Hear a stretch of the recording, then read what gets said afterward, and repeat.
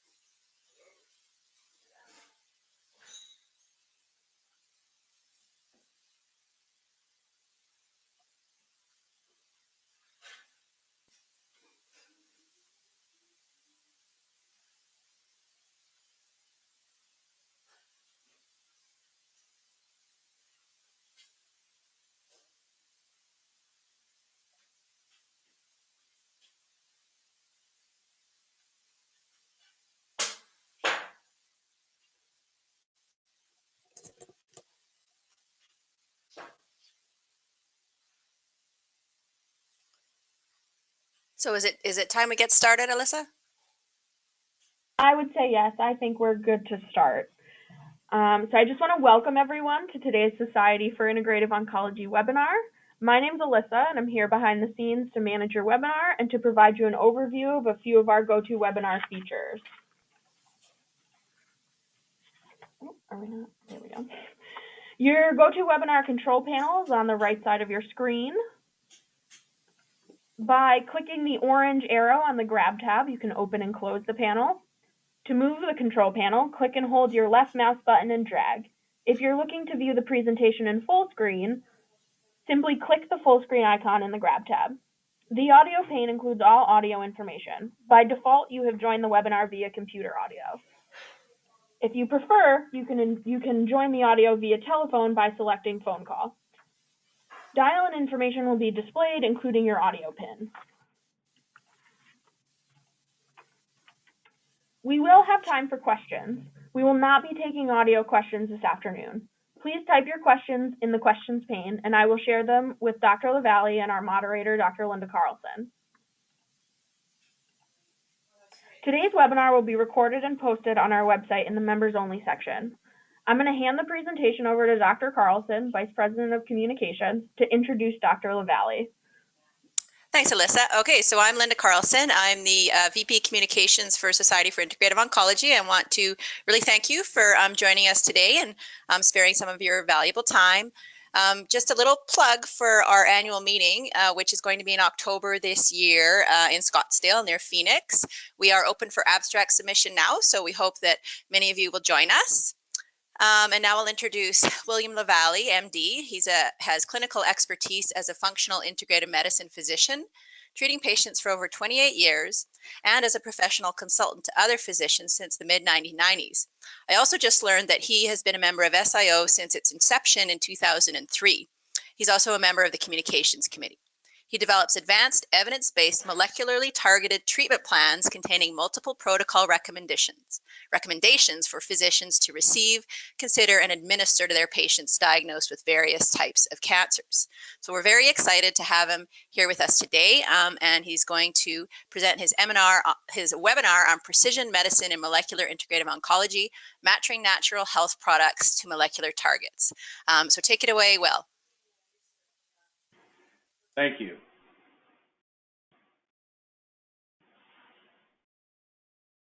Good morning, everyone. Thank you for taking the time to come to this webinar. We have a fair bit of information to get through, so I'd like to move right along and get started. I look forward to your questions as well. The goals of our webinar is to give a brief overview of precision medicine and molecular biology of cancer, including what are molecular pathways and networks, and the concept of anti-cancer molecular targeting, and that natural products, in the US, they're called supplements. In Canada, they're called natural health products. They have various names, but in the scientific literature, they're called natural products, and that there are natural products that demonstrate multi-target, multi-pathway anti-cancer molecular targeting. So let's go. We are in the midst of the most profound healthcare evolution in medicine and healthcare in our lifetimes. A lot of big things are happening because of information availability and advanced technology. A big phrase that's now prominent throughout medicine is the term precision medicine. And exactly what is that? This webinar is going to take that high view, 10,000-foot view. We're not going to go very deeply digging into all the details because we just don't have that time. But to give a big overview, to get a framework of it, is a good idea at this point. Here's what NIH says about precision medicine. It's an emerging approach for disease treatment and prevention that takes into account individual variability in genes, environment, and lifestyle for each person. It's interesting that it included lifestyle in that definition. Cancer.gov says precision medicine is a form of medicine that uses information about a person's genes, proteins, and environment to prevent, diagnose, and treat disease. So it's a slightly different, perhaps a little more technical by including the proteins in precision medicine. And how do we know about those molecular characteristics associated with each person's diagnoses? Well, the science of precision medicine really has to do with the term omics, whether we're talking about gene omics or protein omics or metabolism omics. It's a really important concept. We all learned that ology when we were in school was the study of something, biology, pathology, and so forth. Omics is the next big phrase or the next big suffix that's really looking at the analysis of an entire set of variables or a set of some kind. And I call them the big three: genomics, having to do with DNA and genes; RNA omics. You may also see it's called transcript omics, and that has to do with the different types of RNA, messenger RNA, microRNA, there's linker RNA, there's multiple different aspects to managing RNA in the body; and protein omics or proteomics. There are other multiple subsets of these omics, and you can see them at this link at omics.org. It's a new platform for understanding this kind of information. So the basic aspect of precision medicine is that we're dealing with molecular biology with an emphasis on these three big omics: gene omics, RNA omics, and proteomics, the proteins. That goes back to the central principle of molecular biology. And you may remember it from your early biology that DNA, the genes, are transcribed into RNA, which is then translated to protein. Each one of these omics present a vast amount of opportunities for therapeutic intervention, for control of cellular activity, and that display changes in various diseases, including cancers, across the board. So DNA is transcribed to RNA, RNA translated to protein. The definition of integrative oncology: this organization, Society for Integrative Oncology, has developed that definition, which I think is now adopted worldwide. Integrative oncology is a patient-centered, evidence-informed field of cancer care that utilizes mind and body practices, natural products, and/or lifestyle modifications from different traditions alongside conventional cancer treatments. It aims to optimize health, quality of life, and clinical outcomes across the cancer care continuum, and to empower people to prevent cancer and become active participants before, during, and beyond cancer treatment. It was published here. It's an important milestone that SIO, the folks at SIO, have developed this definition, and I think it's a really good landmark definition. So when you combine those two, precision medicine and integrative oncology, I think that the natural combination of that is molecular integrative oncology. And in combining those definitions from cancer.gov, NIH, the fact that molecular biology is dealing with these three omics, and the definition from Society for Integrative Oncology, here's a definition for the new emerging field of molecular integrative oncology. Molecular integrative oncology is a patient-centered, evidence-based field of cancer care that utilizes precision medicine information about a person's genes, proteins, environment, and lifestyle to determine molecularly targeted anti-cancer natural product treatment recommendations, in addition to, not instead of, conventional cancer treatments, including chemotherapy, targeted biologics, and radiation therapy. And those precision medicine information areas of greatest availability and utilization right now is genomics, RNA omics, and proteomics. So molecular integrative oncology means we need to understand molecular biology, although most of us, physicians and other healthcare practitioners, really don't have a good understanding of molecular biology because we weren't taught. It's through no fault of our own. It's a big issue. Many professionals, healthcare professionals, didn't get taught either a broad or a deep understanding of molecular biology in medical school or whatever healthcare professional training they received. And so there's somewhat of a disconnect between the emphasis now on precision medicine, molecular profiling, and the need to understand molecular biology of cancer. after medical school, for instance, most physicians receive molecular biology of cancer, most oncology physicians receive molecular biology of cancer training or education through continuing medical education, and those are relatively small amounts of time, hours at a time, sometimes less than an hour at a time, or perhaps a long weekend would be an extended duration. So there's not yet a lot of educational depth in understanding molecular biology of cancer, which is challenging and I think offers some really important opportunities going forward. So in order to understand it, we now have, because of the internet, direct access to this information. There are large databases of bioinformatics technology, basically information that's available on these large databases that's freely available, open access, that can give you great understanding of molecular biology and precision integrative medicine, including molecular integrative oncology.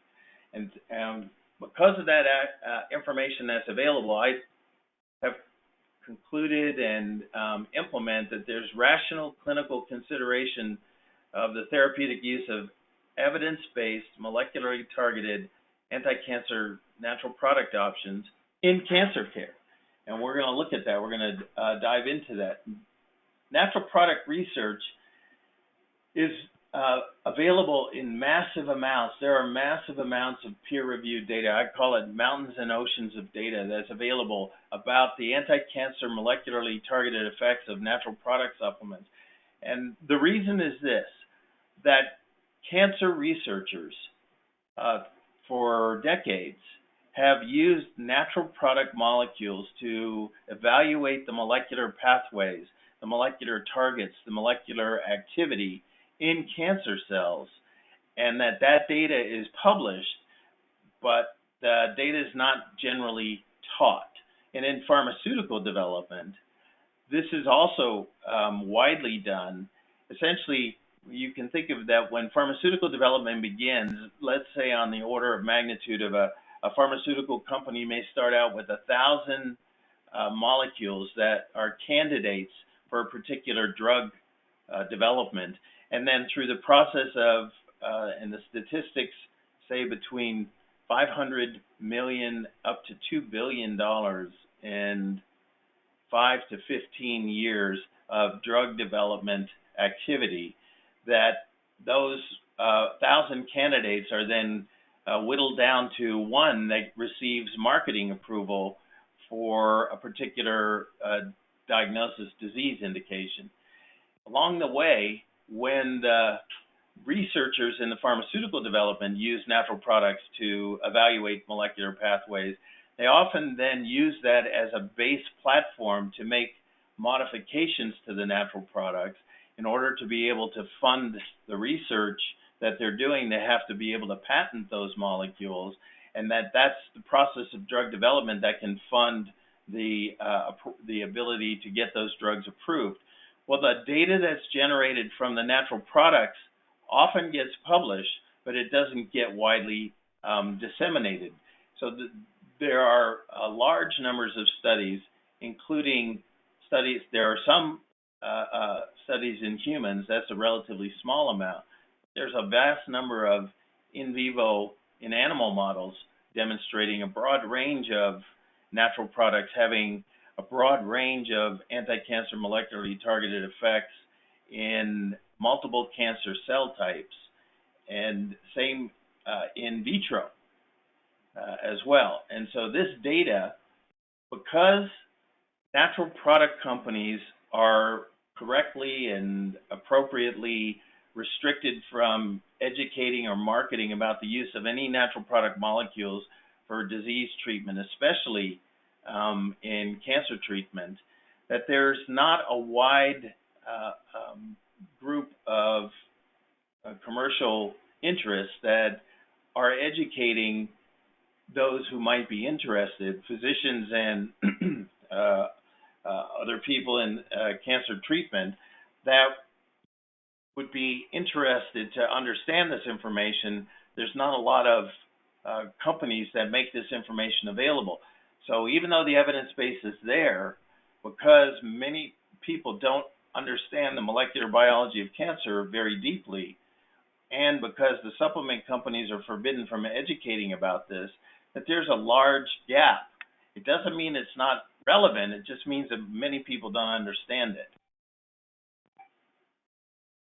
So couple that with the fact that depending on the cancer type, depending on the year the study was done, depending on the demographics involved, that up between 20 to up to 80% of people diagnosed with cancer use natural products, use natural product supplements.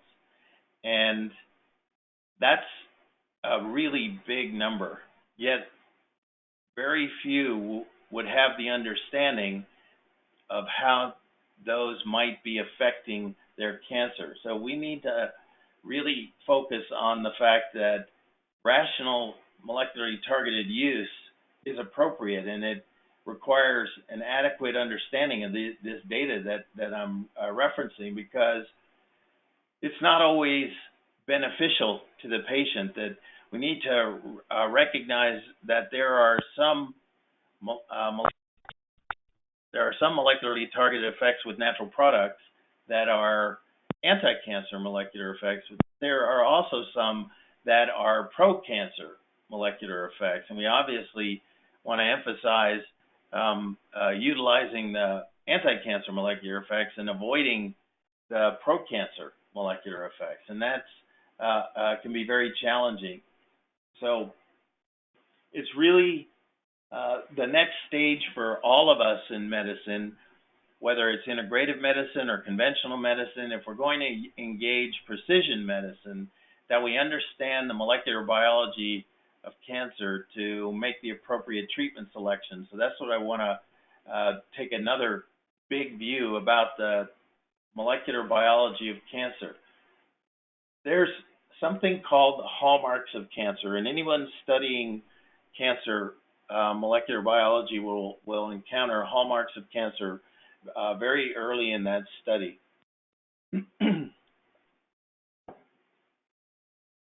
The hallmarks of cancer are the characteristics and features of cancer that exist in all cancer cells. These are defining characteristics within cancer cells, and they're produced by the molecular activities in the cancer cells, and very importantly, and I'm going to take a slight detour here, in the cancer supporting cells.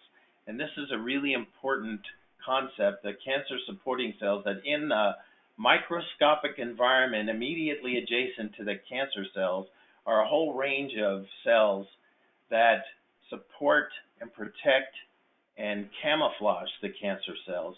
And these are called the tumor microenvironment cells. And there's also inflammatory molecules that activate the cancer cells and keep the cancer cells more actively proliferative or growing. So here's a graphic to represent the tumor microenvironment.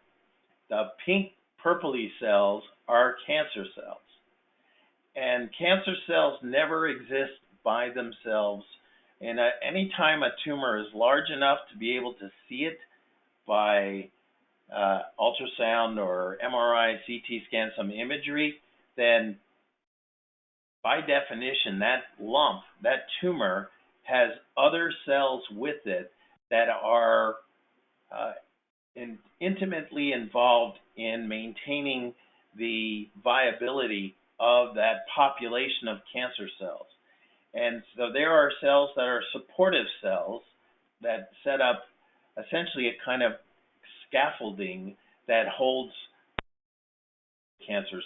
And there are immune cells that have been literally kidnapped and programmed by the cancer cells to leave their good immune locations in other parts of the body and physically migrate by the process of chemotaxis to the areas immediately adjacent to the cancer cells and then live there, where they produce their anti-inflammatory molecules that cause the cancer to be invisible to the good anti-cancer immune cells. So I like this graphic. It's an old graphic. It's been around for about 10 years.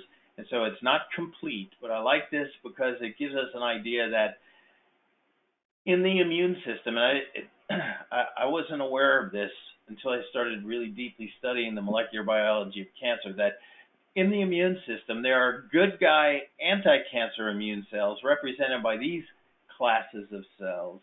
And then there are also bad guy pro-cancer immune cells that are here in the tumor microenvironment that protect, support, and camouflage the cancer cells. And these bad guy pro-cancer immune cells are actually good guy immune cells that live in other parts of the body for the rest of your life. They're not commonly associated with cancer cells. And so here's the little bit detour that I want to take, because it's really important to understand some aspects of the immune system if you're helping people manage their cancer. So I see the immune system functioning in three basic functions. One is an immune monitoring function. It's often called immune surveillance, and it's represented in this graphic by this cell here. And there are billions and billions of these cells throughout your body. Many of these dendritic cells or antigen-presenting cells or immune surveillance cells. And there are other immune surveillance cells, but I'm going to focus on the function of good immune monitoring. So these immune cells are always looking for danger. They're always monitoring for danger. Danger is trauma, poison, infection, or cancer. And think of when you were a small child and you slipped and fell and scraped your knee, and now you have created 3 of those 4 danger signals: trauma, infection from the microbes on the sidewalk, and a little bit of dirt, which we'll call poison, and that activates an inflammatory response, immediately activates an inflammatory response, which sets in motion a cascade of inflammatory reactions of other cells as well, some that instantly automatically activate into an inflammatory response, and others that get called up to come in and help contain the danger. And so that danger now is being contained by this accumulation of these good inflammatory cells, these good inflammation cells. And so there's good monitoring, good immune monitoring, good inflammation. And when that inflammation is contained, when that danger is contained, then the inflammatory cells don't need to continue. So they start to turn off or start to decrease their activity, but they have to be resolved. They have to be gotten rid of. And that's part of the activity of these immune cells, which are good anti-inflammatory immune cells. And these good anti-inflammatory immune cells then can help turn off and resolve this good inflammation, and that good inflammation then is also eliminated. Otherwise, you have chronic inflammation, which is not good. And the good anti-inflammatory cells are also able to cause the damaged tissue to be repaired. So it restores and repairs the tissue. So in summary, we have good immune monitoring, good inflammation, and good anti-inflammation. And they balance each other out almost like a yin-yang, because the anti-inflammatory molecules can turn down or turn off the pro-inflammatory molecules. Well, the cancer cells have figured this out. The cancer cells, when they aggregate in community so that there's enough of them, they're producing a concentration of these immune messenger molecules called chemokines that, when they're out in the bloodstream, activate these good guy anti-inflammatory cells to now be forced. Essentially, it's a type of chemical kidnapping. and it kidnaps these immune cells from their location outside in the other parts of the body. These cells from the bone marrow, these cells from other parts in the periphery, and there are other categories of cells that are not included here in this graphic because the graphic's so old, but that they force these immune cells to literally migrate to that area immediately adjacent to the cancer cells. So this one, this MDSC cell, is this one. This cell right here, T regulatory cell or TREG cell, is this one. There's another really important good guy turned bad guy. It's a good guy when it's helping with repairing trauma and in other parts of the immune management, but really bad. There's a macrophage class that's called M2. It's a polarized M2 macrophages. So we don't have the idea that we're always aiming to activate immune function. What we're trying to do is to optimize immune function, to activate the anti-cancer immune, the good anti-cancer immune arm, often called the Th1 effector cells, and we want to deplete and eliminate and inhibit the bad guy pro-cancer immune cells while targeting the cancer cells. So we're looking at, by definition, always cancer cells and tumor microenvironment cells, and that's a really important take-home message, because there are some great opportunities with natural products as well as with some of the really new conventional targeted pharmaceuticals to address the tumor microenvironment in addition to the cancer cells. So let's look at this idea of the hallmarks of cancer. Cancer hallmarks are these defining characteristics, and these two papers are two landmark papers that essentially assemble these 10 criteria or characteristics or hallmarks. So here, the one I was just talking about with the bad guy pro-cancer immune cells, they are able to then express their immune suppressive anti-inflammatory molecules that then right there in that microenvironment make these guys unable to see these guys. And that gives you this hallmark, which is avoiding immune destruction. There are 10 of these characteristics. Some of them exist within the cancer cell only. Others, like this inflammation and angiogenesis, exist in the cancer cells as well as in the microenvironment. And we already talked about the immune destruction. So there's really important defining characteristics. And importantly, appropriate natural product supplements can target each of those hallmarks of cancer. And that's illustrated here. The challenge is what natural products to select and what hallmarks are you aiming at. So the question becomes, how do these anti-cancer molecular agents target the hallmarks of cancer? And it's the same way as we're targeting any activity, anti-cancer activity, by targeting the molecular pathways, by targeting the molecular networks in the cancer cells and the tumor microenvironment cells. So that leads us to ask about what are molecular pathways and molecular networks.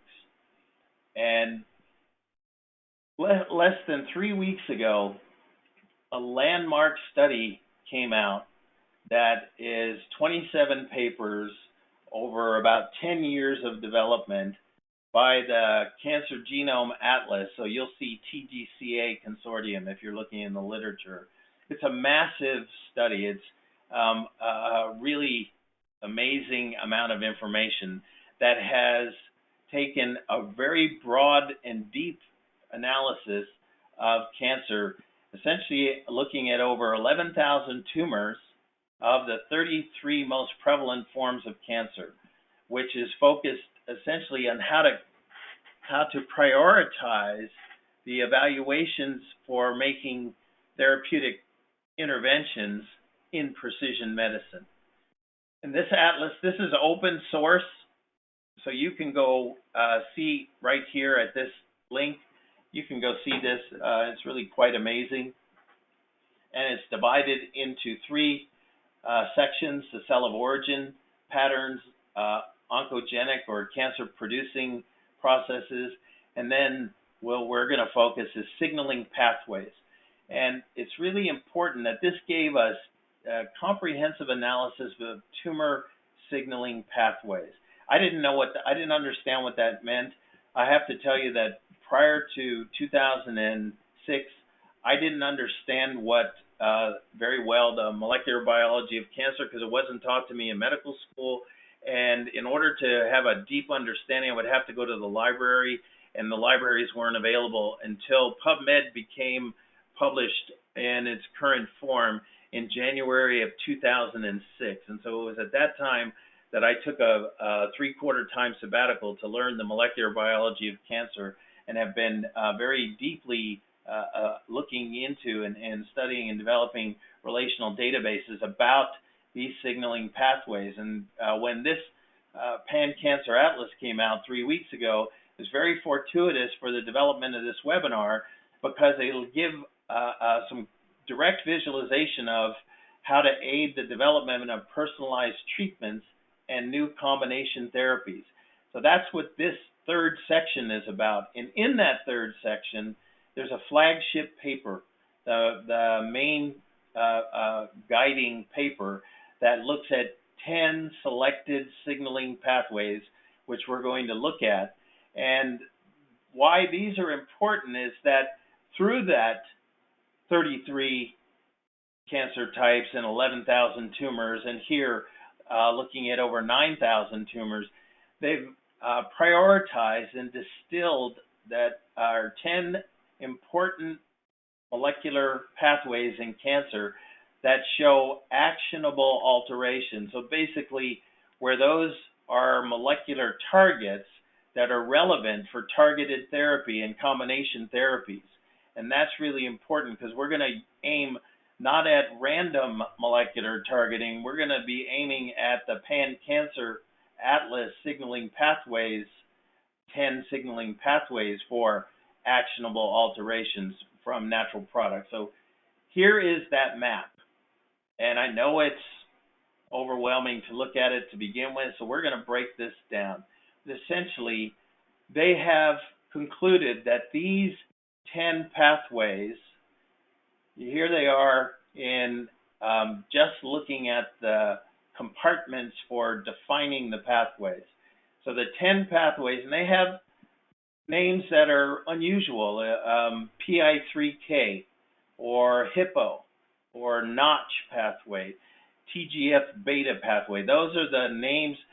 When you are learning molecular biology of cancer and other molecular biology, basically the names of the molecular sites or the molecular complexes are either acronyms or abbreviations very commonly, and that those names evolve over time. So there are also lots of synonyms when you dig into the literature, that oftentimes what a molecular target is being called now is not what it was called when it first started, or that it can change over time.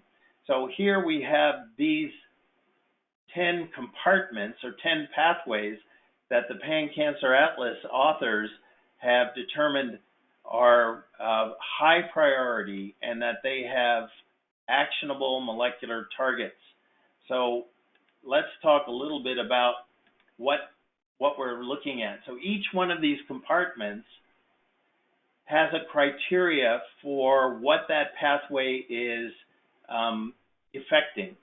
And I like to start looking at molecular targets by what function are we dealing with. And in this particular molecular pathway called RAS, or RTK-RAS, it has to do with cancer cell proliferation and cancer cell survival and the translation. So the RNA to the protein.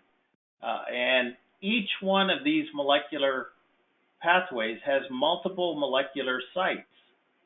So when you see this site here, for instance, where there's a box around it, that's an indicator that both of those molecular proteins or molecular sites are together causing a change in downstream molecular function.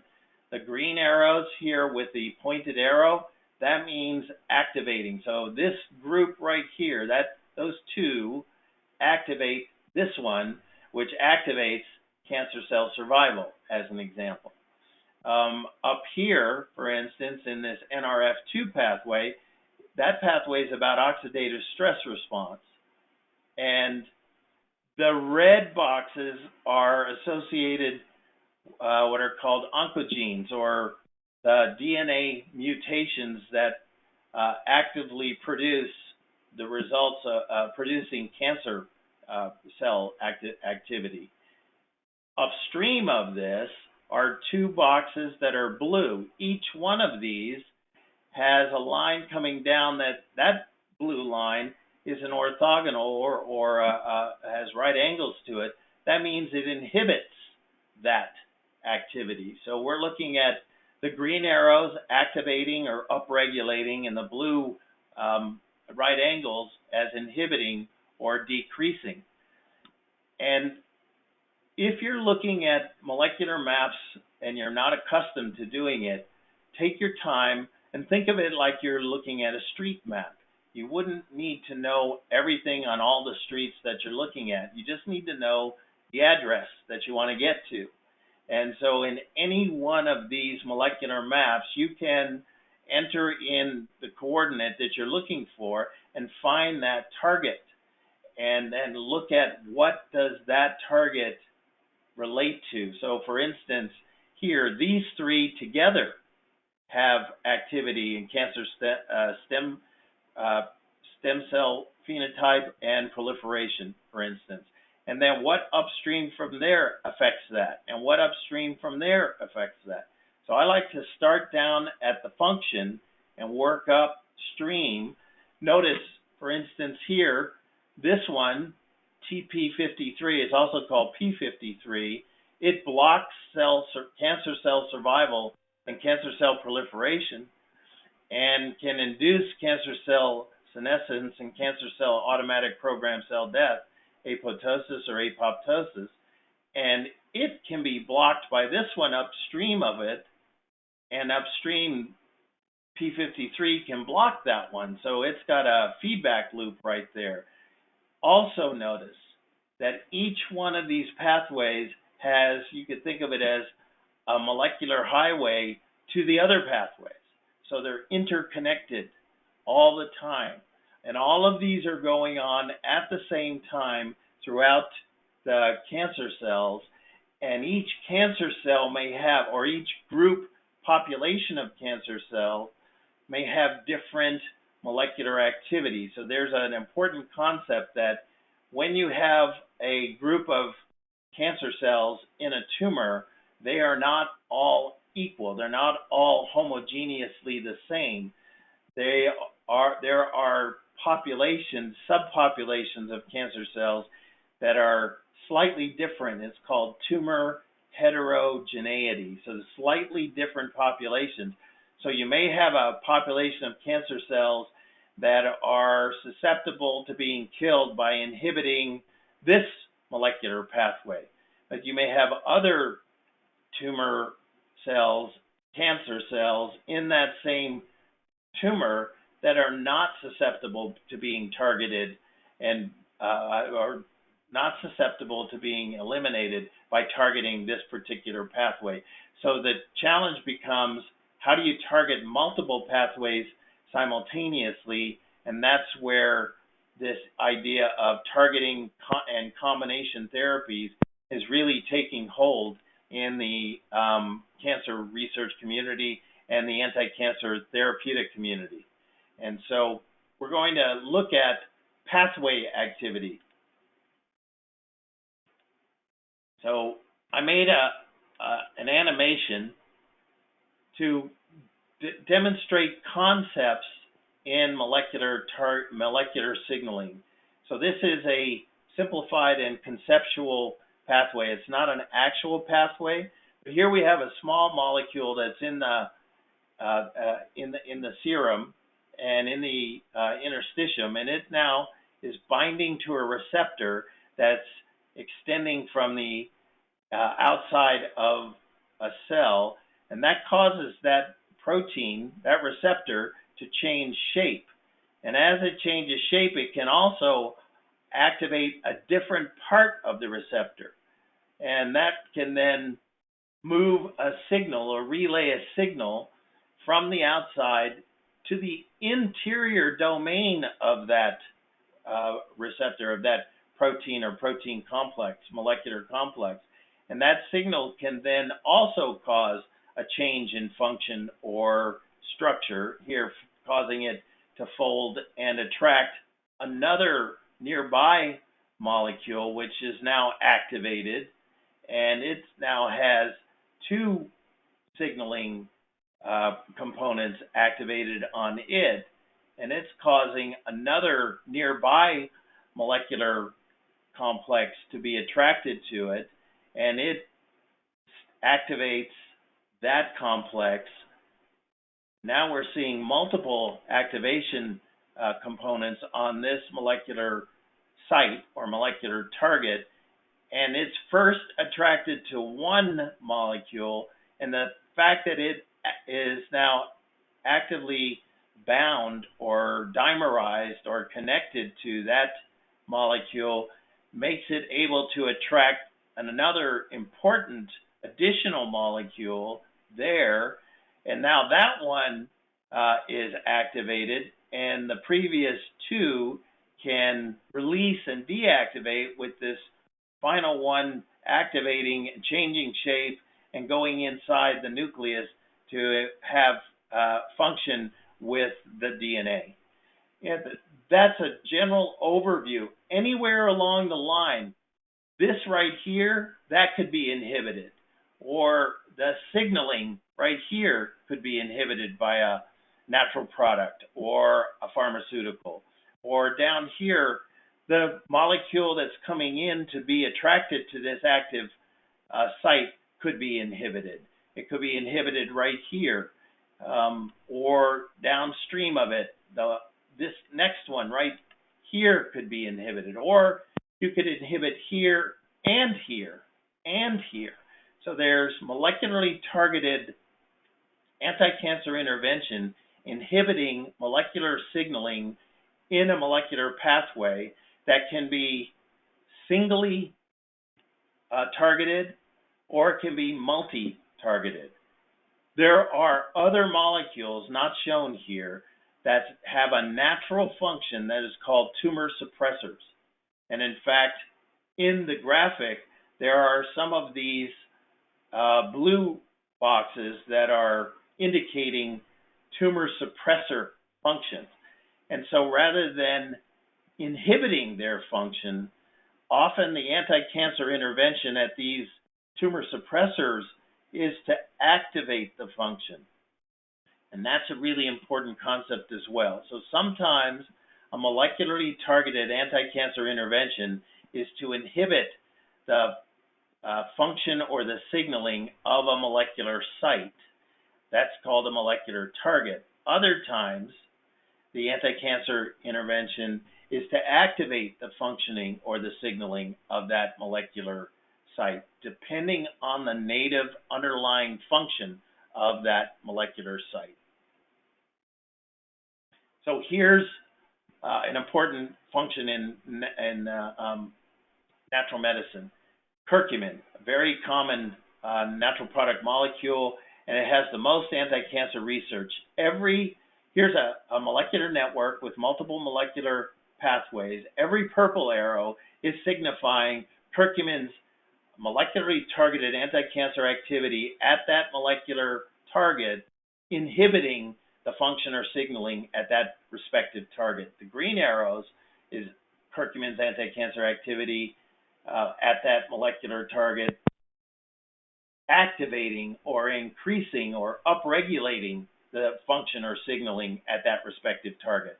So this is a classic example of a single therapeutic agent, meaning curcumin, the drug molecule, having multi-targeted anti-cancer activity. So if we take those 10 signaling pathways in the Pan-Cancer Atlas, and we've divided them here in this table, and look at all of those molecular targets, then for curcumin, each one of these highlighted in yellow with red text is a target that has anti-cancer activity from curcumin in those pathways. And there's a citation list that I also have available for anyone who's interested in that.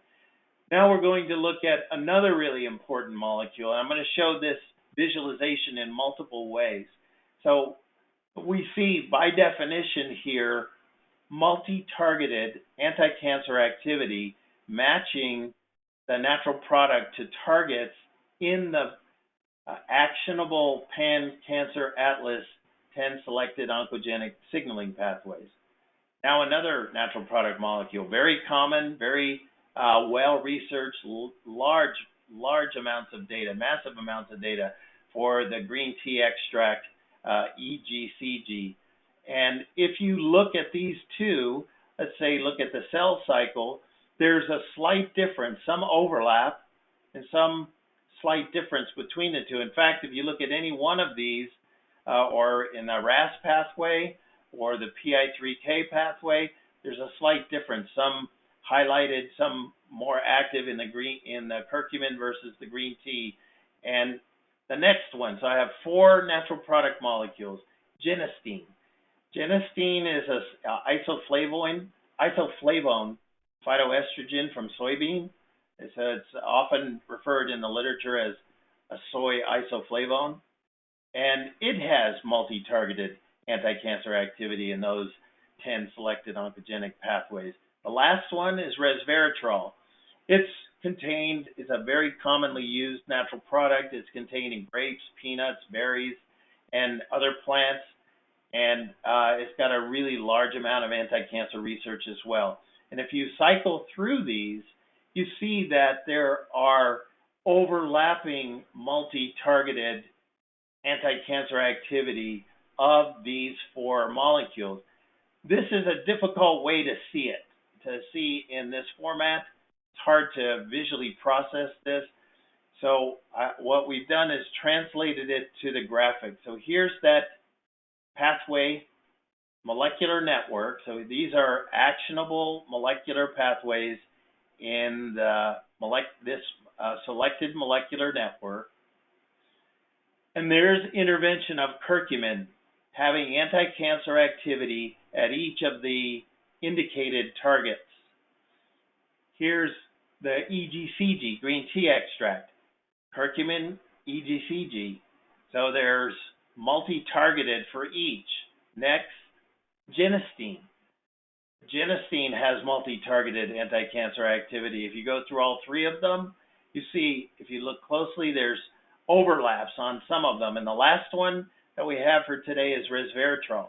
And resveratrol has a broad multi-targeted anti-cancer activity. You combine all of them, and you see that there's significant opportunity for therapeutic, multi-targeted, anti-cancer, synergistic molecular effect. And that's a really important factor in administering natural products, because natural products have, appropriately selected natural products have inherently multi-targeted anti-cancer activity in the cancer literature. At least the significant majority of them do.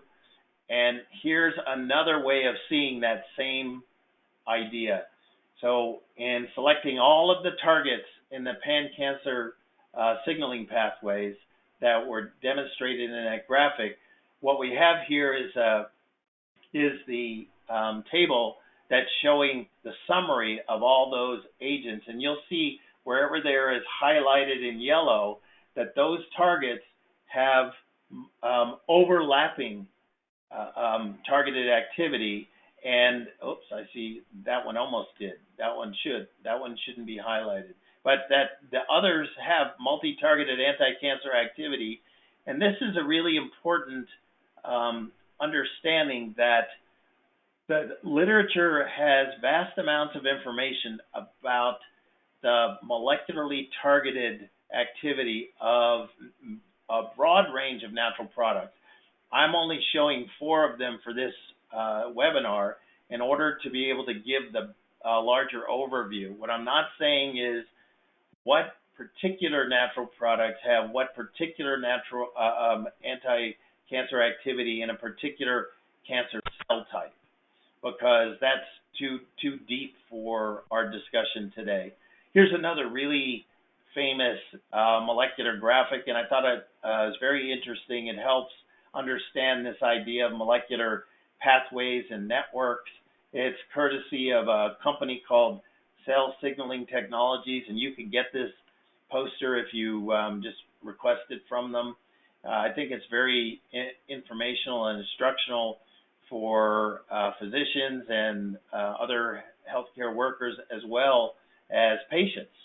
And importantly, there's a significant overlap. So of that Pan-Cancer Atlas, here are 7 of those pathways that the Pan-Cancer Atlas identifies. This graphic from Cell Signaling Technologies is quite old. I think it's probably at least 5, 6 years old. And in molecular biology, that's a really long time. And they didn't have the prioritization, so they've also included these other additional molecular pathways that are important as well. I think that the Pan-Cancer Atlas is now taken precedent to prioritize these pathways. And so I think we're going to see in the next few years much more emphasis on these pathways, and in particular, some of the pathways where there's not a lot of therapeutic intervention yet, such as this one, the Hippo pathway, where there could be much more, potentially much more therapeutic intervention that's not yet widely known. So to conclude, the benefits of natural product anti-cancer therapy is that we have the data supporting multi-targeted anti-cancer molecular activity, and that there is a relatively high margin of safety with natural products, natural health product supplements.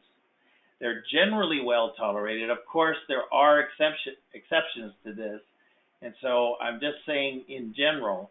And a really important characteristic in molecular integrative oncology is the significant potential for synergistic anti-cancer molecular effect to target cancer hallmarks and to target tumor heterogeneity, and that's a really important characteristic. Some of the limitations of natural products is that it takes such a large amount to get therapeutic effect, so they have a relatively low therapeutic value per dosage. And because of that, it requires a significant amount to get therapeutic impact, and those higher doses can be associated with intolerance symptoms.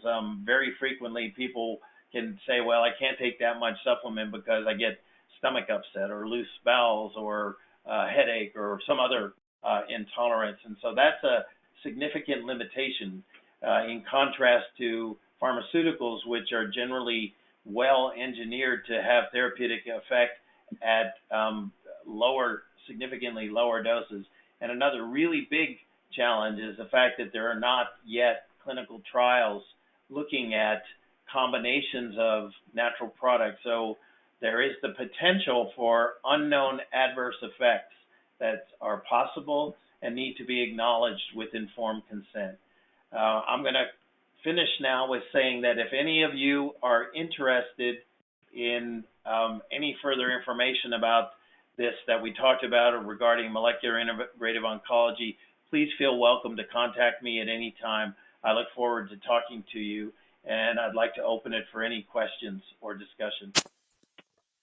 Yeah, thanks, Will. That was amazing. I learned so much just about the theory and the process of how these things work. We do have a couple of questions. I know we're running out of time. One is about from Joan asking, can you talk about curcumin absorption versus whole turmeric use and absorption and dosage? Yes. Curcumin exists in the turmeric root, which is actually a underground stem. That turmeric exists about 3% concentration. That 3% concentration is low compared to what most supplements are, which concentrate in a standardized form to 95% concentration. In either event, without some modification to the to the curcumin molecule, curcumin is only approximately 1% bioavailable. And so oftentimes things can be done to increase that bioavailability, to dramatically increase the absorbability of the the curcumin. And one of the ways is to dissolve it in oil. And curcumin is soluble in oil up to somewhere between 12 to 25%, depending on what you use. And the curcumin then can have a dramatically increased amount of absorption. Another way is to take the curcumin, and this is what I've done with my own patients, is take the curcumin and boil it.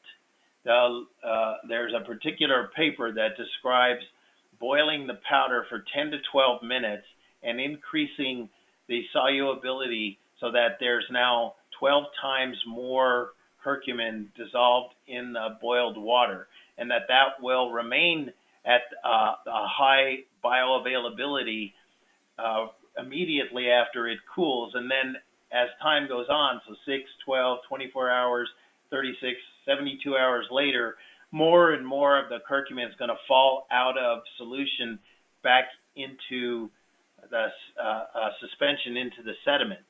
And so that increase of bioavailability by boiling the curcumin powder, I think should be consumed as soon as possible for my patients. There's another component of that, is that if you're going to be boiling powder, one of the side effects is yellow kitchen syndrome.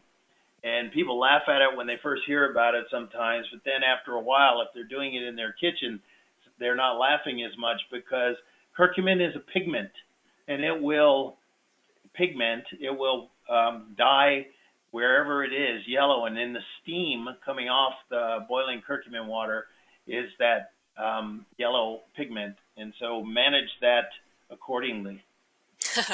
Well, that's good to know. Well, we are out of time. There's just one question. Someone wanted to know where they could look up the pathways, the signaling pathways of natural products. Is there one place to get that, or do you have to piece it together? Yeah, that's a big problem. There is no one place. I'm doing a lot of work on that in order to make it more accessible to physicians and their patients. And I'm happy to discuss some of the ways to do that, to get more directly at that data. And so that person can contact me, and I can show how it's easier to get to some of that data, but there's not a rigorous or easily available evidence base for that you can just serve up. All right, well, we should wrap it up, but I really want to thank you, Will, for that. That was very instructive. And if anybody has further questions, you can contact Dr. LaValley, and he will also be at the meeting, I believe, in October. And I think there's interest in putting together maybe a interest group, a special interest group on molecular integrative oncology. So that's something that we could talk about at the conference as well. So thank you, everyone, for your time today. Wonderful. Thank you very much, everyone. Bye-bye. Bye-bye. Thank you again for your participation in this installment of our Society for Integrative Oncology webinar series. Next week, a recording of this webinar will be available on the members-only section of the Society for Integrative Oncology website. This concludes today's presentation. Thank you again for joining us.